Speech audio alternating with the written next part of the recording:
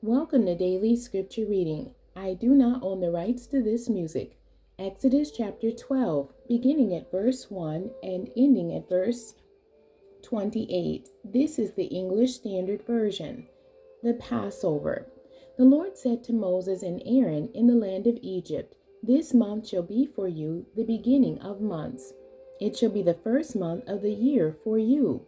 Tell all the congregation of Israel that on the 10th day of this month every man shall take a lamb according to their father's houses, a lamb for a household. And if the household is too small for a lamb, then he and his nearest neighbor shall take according to the number of persons. According to what each can eat, you shall make your count for the lamb. Your lamb shall be without blemish, a male a year old. You may take it from the sheep or from the goats, and you shall keep it until the 14th day of this month, when the whole assembly of the congregation of Israel shall kill their lambs at twilight. Then they shall take some of the blood and put it on the 2 doorposts and the lintel of the houses in which they eat it.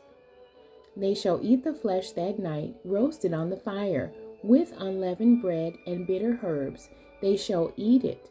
Do not eat any of it raw or boiled in water, but roasted, its head with its legs and its inner parts, and you shall let none of it remain until the morning. Anything that remains until the morning you shall burn.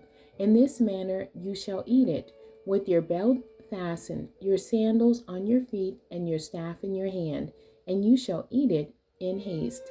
It is the Lord's Passover. For I will pass through the land of Egypt that night, and I will strike all the firstborn in the land of Egypt, both man and beast. And on all the gods of Egypt I will execute judgments. I am the Lord. The blood shall be a sign for you on the houses where you are.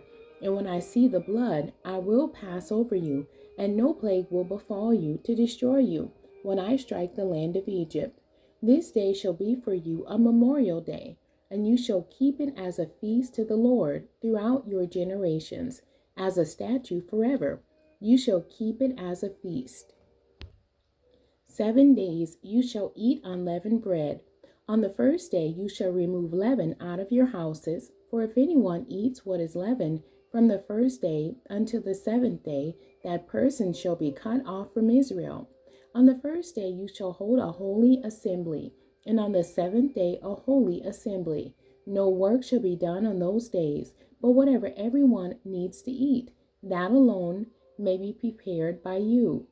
And you shall observe the feast of unleavened bread, for on this very day I brought your host out of the land of Egypt.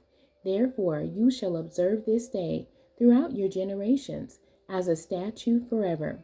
In the first month, from the 14th day of the month, at evening you shall eat unleavened bread until the 21st day of the month at evening. For 7 days no leaven is to be found in your houses. If anyone eats what is leavened, that person will be cut off from the congregation of Israel, whether he is a sojourner or a native of the land. You shall eat nothing leavened in all your dwelling places. You shall eat unleavened bread. Then Moses called all the elders of Israel and said to them, "Go and select lambs for yourselves according to your clans, and kill the Passover lamb. Take a bunch of hyssop and dip it in the blood that is in the basin, and touch the lintel and the 2 doorposts with the blood that is in the basin. None of you shall go out of the door of his house until the morning, for the Lord will pass through to strike the Egyptians. And when he sees the blood on the lintel and on the 2 doorposts, the Lord will pass over the door and will not allow the destroyer to enter your houses to strike you. You shall observe this rite as a statute for you and for your sons forever. And when you come to the land that the Lord will give you, as he has promised, you shall keep this service. And when your children say to you, 'What do you mean by this service?' you shall say, 'It is a sacrifice of the Lord's Passover, for he passed over the house of the people of Israel in Egypt, when he struck the Egyptians, but spared our houses.' And the people bowed their heads and worshipped. Then the people of Israel went and did so. As the Lord had commanded Moses and Aaron, so they did. The end. God bless you and thank you for joining me today.